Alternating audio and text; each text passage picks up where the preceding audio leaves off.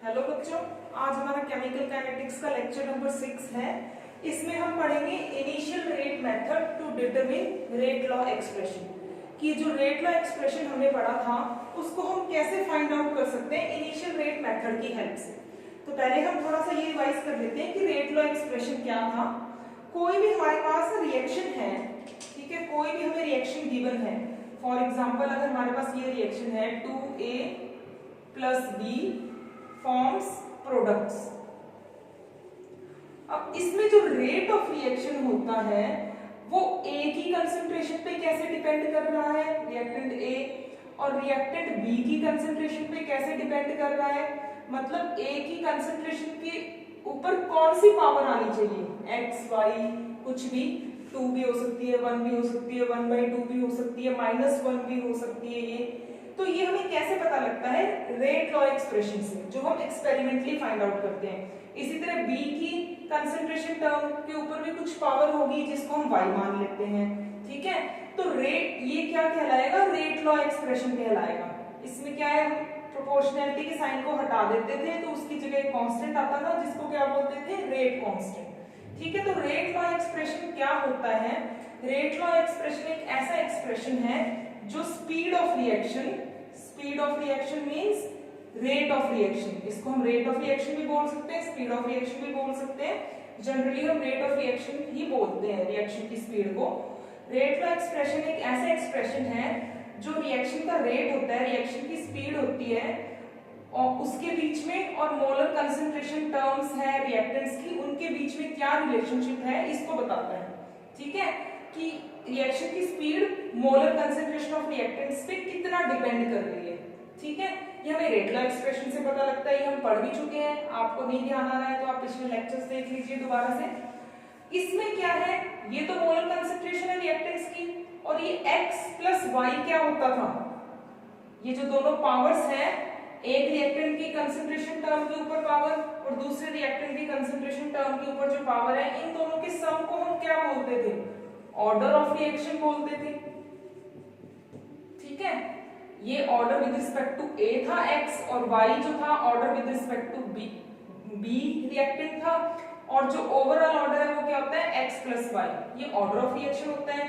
और k क्या है हमारे पास यहाँ पे, k है रेट कांस्टेंट, ठीक है। सब ध्यान आ गया आपको। अब ये रेट लॉ एक्सप्रेशन कैसे निकाल सकते हैं हम, ये इनिशियल रेट मेथड से भी हम निकाल सकते हैं, ठीक है। तो उसको समझाने के लिए मैंने यहाँ पे 2 एग्जांपल लिए कि इनिशियल रेट मेथड क्या है।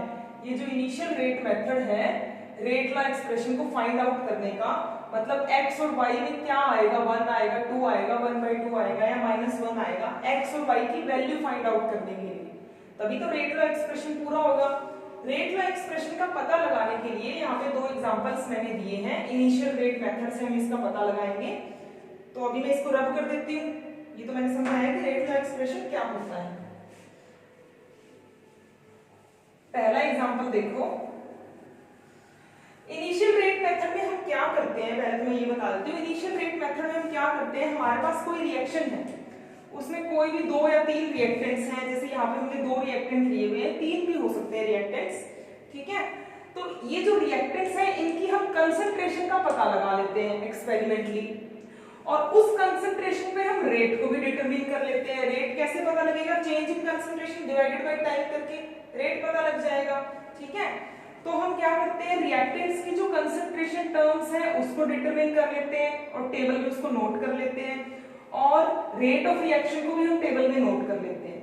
फिर उसके बाद हम क्या करते हैं, किसी एक रिएक्टेंट की कंसंट्रेशन को हम कांस्टेंट कर देंगे, चेंज नहीं करेंगे, और दूसरे रिएक्टेंट की कंसंट्रेशन को हम चेंज कर देते हैं, ठीक। फिर उससे क्या है, हमें जिस रिएक्टेंट को हमने कांस्टेंट रखा है, जिसकी कंसंट्रेशन को चेंज नहीं किया, उसका तो कोई इफेक्ट नहीं होगा रेट ऑफ रिएक्शन पे। जिस रिएक्टेंट की कंसंट्रेशन को चेंज किया है वही कुछ ना कुछ इफेक्ट डालेगा रेट ऑफ रिएक्शन पे।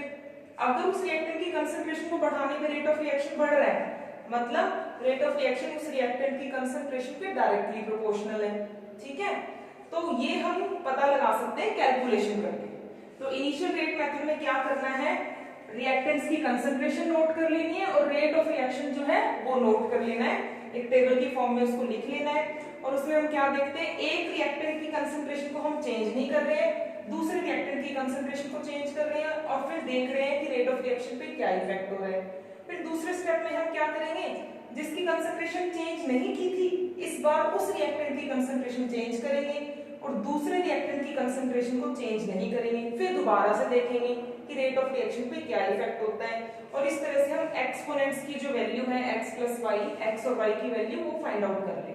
तो ये पहले टेबल आप देखिए, एग्जांपल दिया हुआ है, इसमें एक रिएक्शन है 2a प्लस b, इसमें प्रोडक्ट्स की फॉर्मेशन हो रही है, ठीक है। अब इसमें हमने 4 एक्सपेरिमेंट किए, चारों एक्सपेरिमेंट में a और b की कंसंट्रेशन हमने नोट कर ली। ये a और b की कंसंट्रेशन दी हुई है मोल्स पर लीटर में और हमने इन चारों एक्सपेरिमेंट्स में कंसंट्रेशन नोट करने के साथ साथ रेट ऑफ रिएक्शन जो है वो भी नोट कर लिया, ठीक है। तो हमें ये टेबल दी हुई आएगी एग्जाम में अगर ऐसा क्वेश्चन आता है तो, ठीक है। इसमें a और b की कंसंट्रेशंस भी दी हुई है और रेट ऑफ रिएक्शन भी दिया हुआ है इन गिवन कंसंट्रेशन पे। तो आपको क्वेश्चन समझ आ गया। अब इसने पूछा क्या है, फाइंड आउट क्या करना है इसमें। एक तो हमें इसमें पता लगाना है रेट लॉ एक्सप्रेशन का, रेट लॉ एक्सप्रेशन ये डिटरमिन करना है, ठीक है। रेट लॉ एक्सप्रेशन इसके लिए क्या लिखेंगे हम, rate is equal to rate constant multiply में a की कंसंट्रेशन की पावर x और b की कंसंट्रेशन की पावर y। तो रेट लॉ एक्सप्रेशन का पता लगाना है, इसका मतलब क्या हुआ कि x और y हमें पता लगाना है, तभी हमारा रेट लॉ एक्सप्रेशन जो है पूरा होगा। और इसमें क्या बोला है, क्या फाइंड आउट करना है, एक तो rate law expression find out करना है, दूसरा इसने बोला है k की वैल्यू जो है वो फाइंड आउट करनी है। k क्या है, रेट कांस्टेंट, ठीक है। रेट कांस्टेंट जो है वो भी हमें पता करना है इसमें। और ये क्या पूछ सकते हैं, ऑर्डर ऑफ रिएक्शन जो है वो पता करना है, ऑर्डर ऑफ रिएक्शन। अगर x और y पता लग जाएगा तो x और y को प्लस कर देंगे तो हमारे पास क्या आ जाएगा, ऑर्डर ऑफ रिएक्शन आ जाएगा। तो अब हम शुरू करते हैं। अब इसमें देखो पहले इन चारों एक्सपेरिमेंट्स पे हम रेट लॉ एक्सप्रेशन जो है वो लिख लेते हैं अपनी तरफ से। अब पहले है रेट को मैं r लिख लेती हूँ, स्मॉल r, ठीक है। पूरा रेट लिखने की बजाय स्मॉल r। कौन सा स्मॉल r, एक्सपेरिमेंट 1 वाला, ठीक है। एक्सपेरिमेंट 1 में जो रेट ऑफ रिएक्शन है वो ये किसके इक्वल है, rate of reaction, rate law expression लिखो k मल्टीप्लाई में, अब एक्सपेरिमेंट फर्स्ट में क्या है हमारे पास, a की कंसंट्रेशन क्या है, चलो पहले मैं इस तरह से लिख देती हूँ, a की कंसंट्रेशन की पावर x और b की कंसंट्रेशन की पावर y। अब इसको लिख देती हूँ, k तो हमें पता ही नहीं है लेकिन a की कंसंट्रेशन देखो हमें यहाँ पे पता है, a की कंसंट्रेशन 0.1 है, 0.1 की पावर x और b की कंसंट्रेशन भी 0.1 है एक्सपेरिमेंट 1 में, तो 0.1 की पावर क्या है यहाँ पे y, ठीक है। और इस तरह से लिख दिया। और रेट कितना है, रेट हमारे पास है 6.0 मल्टीप्लाई में 10 रेज़ टू पावर -3, ठीक है। ये कौन सा वाला रेट है, एक्सपेरिमेंट 1 वाला है, इसलिए मैंने इसको इक्वेशन 1 लिख दिया। क्योंकि जो रेट ऑफ रिएक्शन होता है, रेट ऑफ रिएक्शन की वैल्यू जो हमें दी हुई है, देखो ये वाली, ये रेट ऑफ रिएक्शन की वैल्यू दी हुई है वो हमने लिख दी यहाँ पे, ठीक है। k हमें पता ही नहीं है, a की जो कंसंट्रेशन है वो 0.1 है और b की कंसंट्रेशन भी 0.1 है, इनकी पावर x और y हमने लिख दिया, तो इक्वेशन 1 आ गई। इसी तरह इक्वेशन 2, एक्सपेरिमेंट 2 से उठाओ। एक्सपेरिमेंट 2 में डायरेक्ट हम लिखते हैं रेट ऑफ रिएक्शन कितना है 7.2 मल्टीप्लाई में 10 की पावर -2, ठीक है। देखो सेकेंड एक्सपेरिमेंट में रेट ऑफ रिएक्शन कितना है, इज इक्वल टू क्या करेंगे k। अब a की कंसंट्रेशन कितनी है सेकेंड एक्सपेरिमेंट में 0.3, इसकी पावर x और b की कंसंट्रेशन कितनी है 0.2 और इसकी पावर y, ठीक है। समझ आ गया। अब इसको हमने लिख लिया इक्वेशन 2, क्योंकि एक्सपेरिमेंट 2 से हमने उठाई है ये इक्वेशन, ठीक है। यहाँ पे रेट ही लिख लेते हैं इसको। अब है थर्ड एक्सपेरिमेंट में रेट कितना है 28.8 10 रेज टू पावर -2, ठीक है, इज इक्वल टू के, ए की कंसंट्रेशन 0.3 की पावर x और बी की कंसंट्रेशन 0.4 की पावर y। ये क्या है, इक्वेशन 3, एक्सपेरिमेंट 3 से जो आई है इक्वेशन। अब एक्सपेरिमेंट 4 में देखो रेट कितना है, हमारे पास रेट है 24 मल्टीप्लाई में 10 की पावर -3 इज इक्वल टू के, ए की कंसंट्रेशन 0.4 की पावर x, बी की कंसंट्रेशन 0.1 की पावर y। ये हमारे पास आ गई इक्वेशन 4, ठीक है। तो हमारे पास देखो ये 4 इक्वेशन आ गई, एक एक्सपेरिमेंट 1 से हमने ले ली, एक एक्सपेरिमेंट 2 से, एक एक्सपेरिमेंट 3 से, एक एक्सपेरिमेंट 4 से। इन सब में हमने क्या किया, रेट व एक्सप्रेशन ही लिखा है। रेट व एक्सप्रेशन ये होता है ना, रेट की जगह रेट की वैल्यू पुट कर दी, के को के लिख दिया, ए की कंसंट्रेशन पुट कर दी और बी की कंसंट्रेशन पुट कर दी, एक्स और वाई हमें पता लगाना है, ठीक है, ताकि हमारा ये जो है एक्स और वाई की वैल्यू हम पुट कर सके और रेट व एक्सप्रेशन हमारे पास आ सके, ठीक है। अब इन चारों इक्वेशन से हम क्या है, एक्स और वाई पता लगाने की कोशिश करते हैं। तो कोई भी दो इक्वेशन ऐसे उठाओ जिसमें, जैसे हम इक्वेशन 1 और 4 ले लेते हैं, इक्वेशन 1 एंड 4, इसमें देखो ए की कंसंट्रेशन चेंज हो रही है 0.1 से 0.4 पे जा रही है, यहाँ पे ए की कंसंट्रेशन 0.1 है, यहाँ पे 0.4, ठीक है। लेकिन बी की कंसंट्रेशन देखो चेंज नहीं हो रही, यहाँ पे भी 0.1 है, यहाँ पे भी 0.1। तो ऐसी कोई भी दो इक्वेशन हमें उठा लेनी है जिसमें एक रिएक्टेंट की कंसंट्रेशन तो चेंज हो रही हो और दूसरे की कंसंट्रेशन चेंज नहीं हो रही, ठीक है। तो अब इन दोनों इक्वेशन को हम डिवाइड कर देते हैं, इक्वेशन 1 बाय इक्वेशन 2 लिख देते हैं, इक्वेशन 1 डिवाइडेड बाय इक्वेशन 2, ठीक है। तो हम क्या लिखेंगे, इक्वेशन 1 में क्या है 6.0 मल्टीप्लाई में 10 रेज टू पावर -3 डिवाइड में इक्वेशन 4 में क्या है 24 मल्टीप्लाई में 10 raise to power -3 is equal to, अब इक्वेशन 1 में क्या है के 0.1 की पावर x और 0.1 की पावर y, डिवाइड में इक्वेशन 4 में क्या है के 0.4 की पावर x एंड 0.1 की पावर y।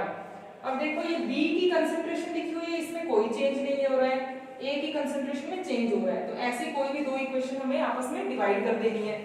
अब यहाँ पे देखो K से K कैंसिल, 0.1 की पावर Y से 0.1 की पावर Y कैंसिल, ठीक है। इधर 10 रेज टू पावर -3 से 10 रेज टू पावर -3 कैंसिल, इधर 6 डिवाइड में 24, 6.0 मीन 6, 6 डिवाइड में 24 कितना आ जाएगा 1/4। तो हमारे पास क्या आ गया इधर 1/4 इज इक्वल टू, इधर क्या है 0.1 डिवाइड में 0.4 कितना आ गया, ये भी आ गया 1/4 और इसकी पावर क्या है x, ठीक है। समझ आ गया इतना। अब यहाँ से x की वैल्यू क्या पता लगती है, 1/4 और 1/4 की पावर x कब बराबर होंगे, जब x की वैल्यू 1 हो। तो यहाँ से हमें पता लग गया कि x की वैल्यू जो है वो क्या है 1, ठीक है। x की वैल्यू 1 है, ये हमें पता लग गया। अब हमें y की वैल्यू और निकालनी है, इतना समझ आ गया, ठीक है। x की वैल्यू हमने इक्वेशन 1 और इक्वेशन 4 से फाइंड आउट की थी। अब हम y की वैल्यू फाइंड आउट करते हैं, इसे रब कर देती हूं मैं, x की वैल्यू 1 आ गई, वहां पे इसको नोट करके रख लेते हैं, x की वैल्यू 1 आ गई। अब हम y की वैल्यू फाइंड आउट करने की कोशिश करते हैं। y की वैल्यू कैसे फाइंड आउट करेंगे, देखो अब फिर दोबारा से कोई दो ऐसी इक्वेशन उठाओ जिसमें कोई एक रिएक्टेंट जो है उसकी कंसंट्रेशन चेंज नहीं हो रही है, जैसे एक ही नहीं हो रही इन दो इक्वेशन में, सेकंड और थर्ड में। ए की कंसंट्रेशन सेकंड इक्वेशन में 0.3 है, थर्ड इक्वेशन में भी 0.3 है, ताकि कैंसिल आउट हो जाए, ठीक है। और अब क्या है, बी की कंसंट्रेशन सेकंड इक्वेशन में 0.2 है और थर्ड इक्वेशन में 0.4 है। बी की कंसंट्रेशन तो डबल हो रही है, ए की कंसंट्रेशन कांस्टेंट है, ठीक है। तो अब हम क्या करेंगे, equation second divided by equation third, ठीक है। सेकंड डिवाइडेड बाय थर्ड करेंगे तो हमारे पास क्या आएगा 7.2 मल्टीप्लाई में 10 रेज़ टू पावर -2 डिवाइड में 28.8 मल्टीप्लाई में 10 रेज़ टू पावर -2। इन दोनों को डिवाइड कर दिया, सेकंड डिवाइड बाय थर्ड, और इधर सेकंड में क्या है k 0.3 की पावर x और 0.2 की पावर y। डिवाइड में थर्ड इक्वेशन में क्या है, k 0.3 की पावर x और 0.4 की पावर y। अब देखो ये तो सारा कैंसिल हो गया, k से k कैंसिल हो गया, 0.3 की पावर x से 0.3 की पावर x कैंसिल हो गया, और इधर हमारे पास 10⁻⁻2 से 10⁻⁻2 कैंसिल हो गया, ठीक है। और इसकी वैल्यू क्या आएगी, देखो पॉइंट से पॉइंट अगर हम हटा दें, ऐसे भी लिख सकते हैं इसको 72 बटे में 288। अब यहाँ पे क्या आएगा, ये आएगा 1/4, ठीक है। 4 2 8 और 4 7 8, ठीक है, 1/4 आ गया ये। अब ये आ गया 1/4 इज इक्वल टू 2/4 की पावर y।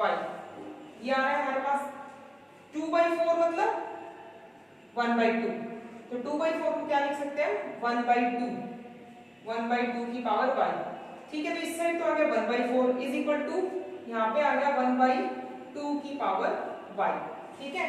अब यहाँ से आप देख के बता सकते हो y की वैल्यू क्या होगी, 1/4 1/2 की पावर y के बराबर कब होगा, जब यहाँ पे स्क्वायर हो, क्योंकि जब यहाँ पे स्क्वायर होगा तो ये भी 1/4 हो जाएगा। तो यहाँ से हमें पता लग गया कि y की वैल्यू कितनी आ रही है, 2।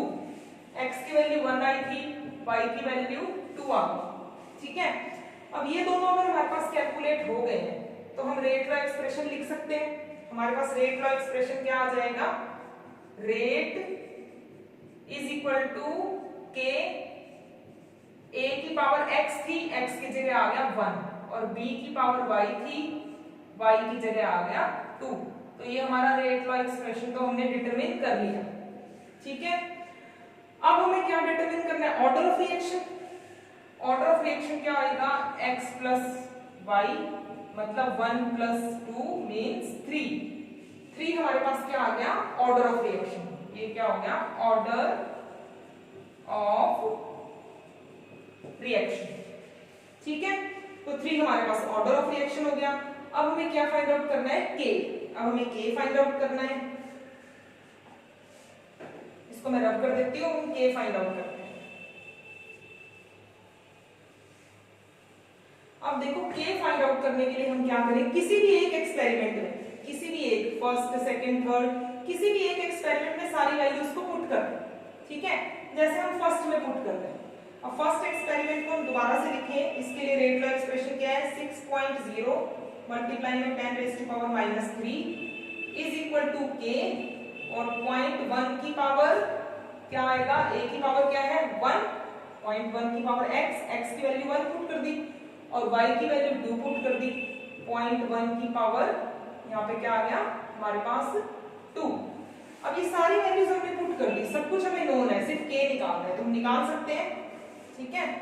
तो यहाँ पे 6.0 मल्टीप्लाई में k फाइंड आउट करना है, k को एक साइड रख लेते हैं, तो 6.0 मल्टीप्लाई में 10⁻³ डिवाइड में 0.1 की पावर 1 मीन्स 0.1 ही है, ठीक है।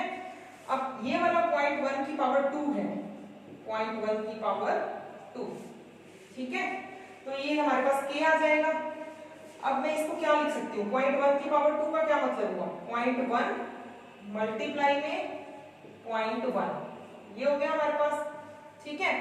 तो इस पूरे को क्या लिख सकते हैं, 0.1 मल्टीप्लाई में 0.1 मल्टीप्लाई में 0.1, हमारे पास ये क्या आ जाएगा, इन तीनों का अगर मल्टीप्लिकेशन कर दें तो 10⁻³ मतलब ये भी 10⁻³ और ये तीनों भी मिलकर 10⁻³ बन गए।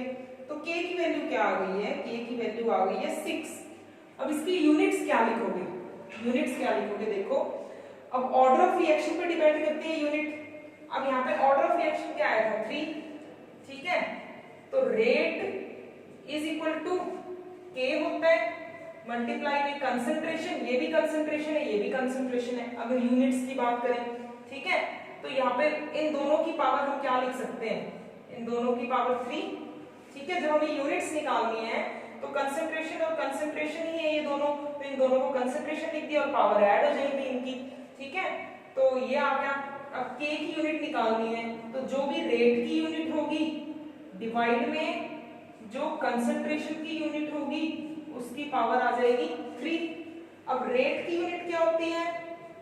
मोल पर लीटर पर सेकेंड, क्योंकि चेंज इन कंसंट्रेशन मोल पर लीटर डिवाइड में टाइम पर सेकेंड, ठीक है, ये रेट की यूनिट होगी। डिवाइड में कंसंट्रेशन की क्या होती है? मोल पर लीटर, ये कंसंट्रेशन की यूनिट होती है, इसका क्या आ गया? क्यू, ठीक है। तो हमारे पास क्या आ गया? यूनिट क्या आ गई? इसको दोबारा से लिखो, मोल। अब देखो मोल पर लीटर पर सेकेंड, और यहाँ पे मोल पर लीटर, ये कितनी बारी है? 3 बारी है। मोल पर लीटर, इसका मैं कर देती हूँ यहाँ पे स्क्वायर, क्योंकि ये क्यूब था तो मैंने इसको ऐसे लिख दिया, मोल पर लीटर का स्क्वायर मल्टीप्लाई में मोल पर लीटर। अब मोल पर लीटर से मोल पर लीटर एक कैंसिल हो गया, पर सेकेंड बच गया। अब ये ऊपर जाएगा तो क्या हो जाएगी? ये यूनिट्स क्या हो जाएंगी? देखो हमारे पास मोल स्क्वायर है और ये पर लीटर स्क्वायर है, तो यहाँ पे ये यूनिट क्या हो जाएगी इसकी? मोल -2 और लीटर जो है स्क्वायर हो जाएगा, ठीक है, जब ये ऊपर चला जाएगा, और ये आ जाएगा पर सेकेंड, ऊपर है ही एज इट इज पर सेकेंड। तो आप इस तरह से यूनिट फाइंड आउट कर लोगे। ये जो स्क्वायर है ये ऊपर जाके -2 का हो जाएगा, तो मोल स्क्वायर, ठीक है, -2 का मोल पर स्क्वायर और litre square and second inverse. तो हमारे पास ये जो है इसकी यूनिट लिख दोगे, K की वैल्यू ये आ गई, यूनिट क्या लिख दोगे? मोल पर square litre square second inverse. तो ये हमारे पास क्या आ गई? K की वैल्यू, ठीक है। तो हमने सारा कुछ फाइंड आउट कर लिया, रेट लॉ एक्सप्रेशन भी, K भी, ऑर्डर ऑफ रिएक्शन भी, ठीक है। अब जो सेकंड क्वेश्चन दिया हुआ है ये आप खुद करने की कोशिश करोगे, मैं थोड़ा आपको बता देती हूँ।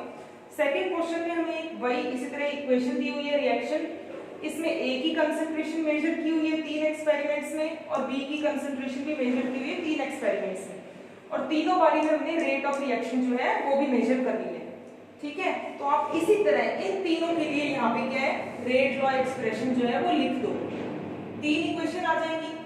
फिर पहले आप क्या करोगे? कोई भी 2 इक्वेशन ऐसी उठाओगे जिसमें एक की कंसंट्रेशन तो कांस्टेंट रह रही है और दूसरे रिएक्टेंट की कंसंट्रेशन चेंज हो रही है, जैसे इक्वेशन 1 और 2, ठीक है। तो उससे आपके पास x और y में से कुछ एक कैलकुलेट हो जाएगा। फिर आप बाकी देखो सेकंड और थर्ड इक्वेशन है उनको उठाओगे, अब A की कंसंट्रेशन चेंज हो रही है और B की कांस्टेंट रह रही है, ठीक है। तो हमें जो रेट ऑफ रिएक्शन है विद रिस्पेक्ट टू A पता लग जाएगा यहाँ पे, ठीक। फिर हम उन पावर्स को प्लस कर देंगे तो ऑर्डर ऑफ रिएक्शन आ जाएगा, ठीक। उसी तरह हम K भी फाइंड आउट कर सकते हैं और K की यूनिट्स भी फाइंड आउट कर सकते हैं। तो सेकंड क्वेश्चन को आप खुद ट्राई करके देखोगे। तो ये था हमारे पास initial rate method to greater